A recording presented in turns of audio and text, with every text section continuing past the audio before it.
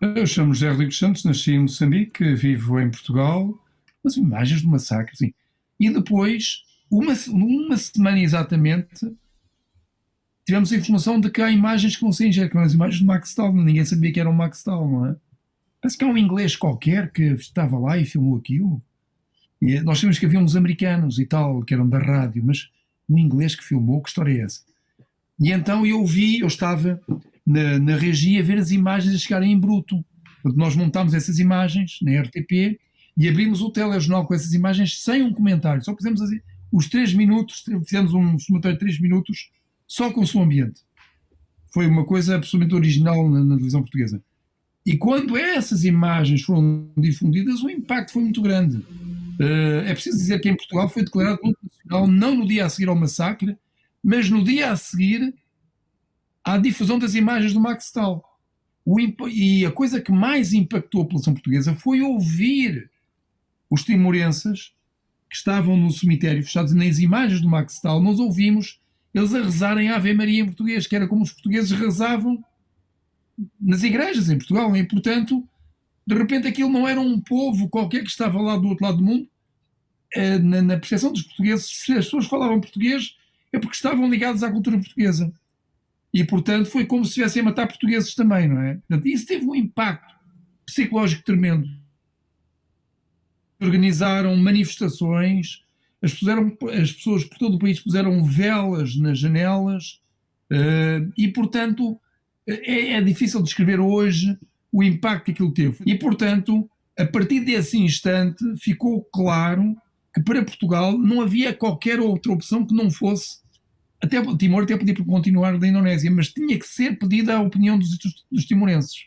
Portanto, o que estava a acontecer não podia continuar a acontecer. Portanto, as imagens do Max Tal desencadearam todo esse processo. A difusão dessas imagens, não é? Desencadearam todo esse processo.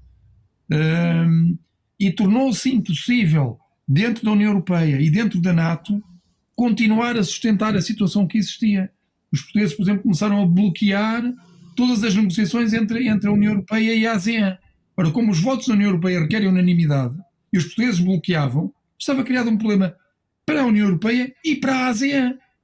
Claro que os ingleses, os americanos e os alemães chateavam os portugueses por causa da posição, mas na ASEAN também tinha as Filipinas a chatear a Indonésia, tinha a Tailândia a chatear a Indonésia, a dizer, mas que é? A Coreia do Sul, mas que é isto? Você tem que resolver esse problema.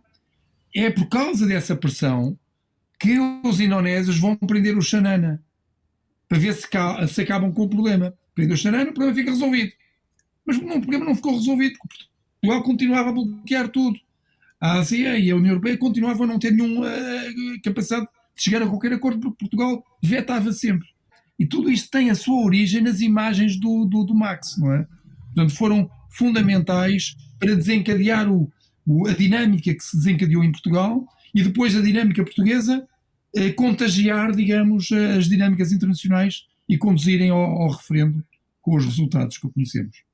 Foi talvez dos sítios, eu já cobri muitas guerras, foi dos sítios mais perigosos, e naturalmente que o exército indonésio não estava agradado com o que estava a passar e criou um braço armado que eram as milícias para fazer aquilo que o exército não podia ostentativamente fazer.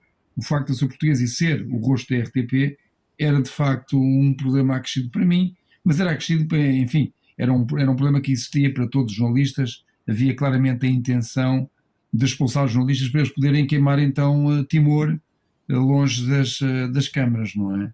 Sim, houve uma situação no o complexo do Namet, curiosamente, é ao pé do sítio, ou da casa onde o Xanana Guzmão foi preso.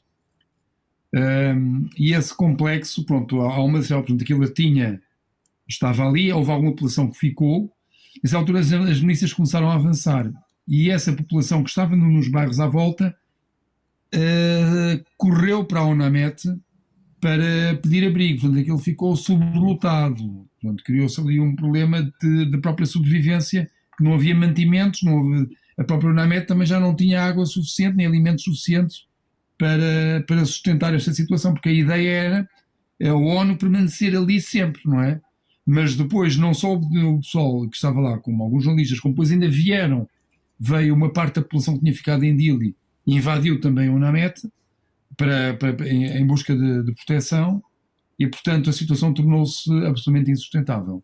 E o Max estava nessa altura no Namet e filmou, era a única câmara que estava a filmar no Namet.